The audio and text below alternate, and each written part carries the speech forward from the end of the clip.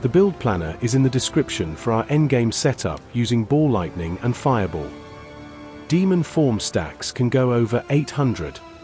Scattershot and Fork are used to create more projectiles, and Rising Tempest gives us up to 36% more damage. Alchemist's Boon with Herbalism for Flask Recovery. Any curse can be used with this build. Get a big mana cost with support gems to help us first activate our loop. Eye of Winter applies critical weakness, and also Wither, which our Ming's Hearts benefit from, increasing chaos damage by 50%. Lightning Warp applies a 37% shock with overcharge in this current setup, and it also applies lightning exposure for us. Solar Orb is used to apply fire exposure, with Strip Away for enhanced effect, and will also blind, as well as knock back nearby enemies. Flame Wall is used to greatly boost our damage, which means the gem level of this skill gem is important. Allow me to show a level 33 Flame Wall, which adds between 278 to 397 fire damage, compared to a level 30 Flame Wall, which only has 198 to 283.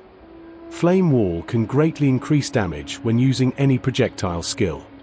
This particular bonus is gained with Prism of Disbelief. On Megalomaniac, Soul Bloom is required. We take the big energy shield nodes along the way to help boost energy gain. Make sure to pick the Eternal Youth Keystone, which is how we are able to recover our energy shield. Flask charges gained are important, as well as increased duration. Both must be managed to sustain high demon stacks without running out of flask charges.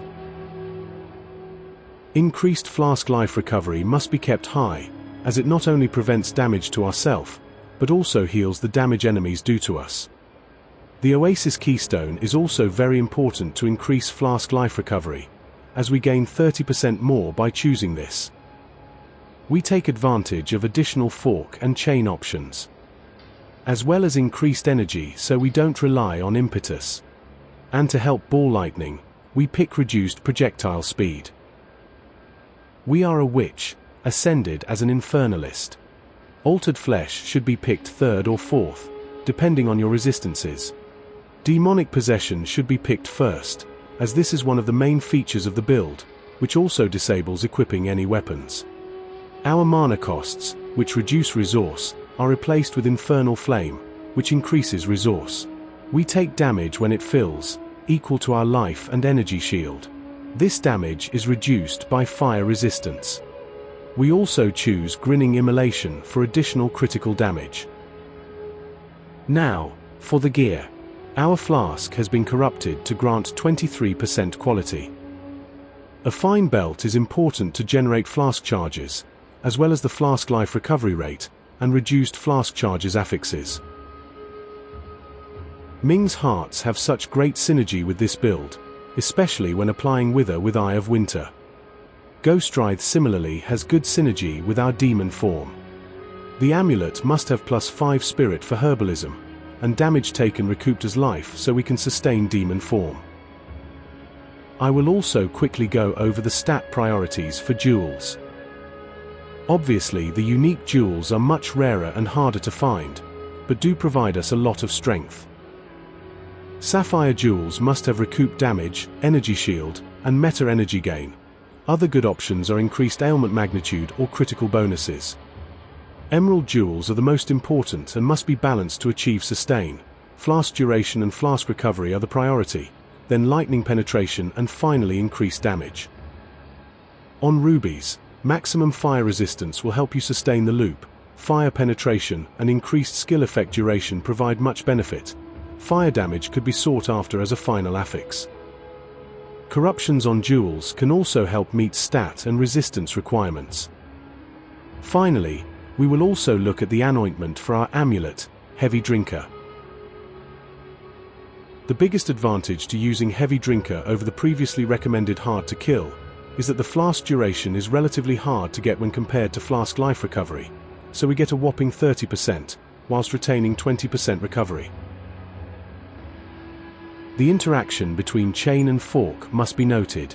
If your fireball does hit an enemy, it will fork and create up to 3 extra fireballs. Any other fireballs which do not hit an enemy will have a chance to chain from terrain. Lastly, we can see resistances are capped, and fire resistance is 90%. Damage recoup is over 1,400, while Flask Recovery is over 8,000. Here we can see our Flask Duration modifier, and also our Flask Recovery amount. This trick will help keep your flask active longer. When you first transform, use all your flasks before going past the checkpoint. Then you will notice the checkpoint refills our flasks. This is very helpful if your flask duration is not long and you can't keep it active throughout the full map. We must also not kill ourselves when shocked. If this happens, reduce your energy gain without breaking your loop. That's all of the build, but there is still so much more to be explored and explained. So let me know in the comments what build you've been having fun with, or are trying to get started with. If you need any help, feel free to ask here in the comments, or over on Discord. Links to the build and everything else are in the description. Thanks, and take care.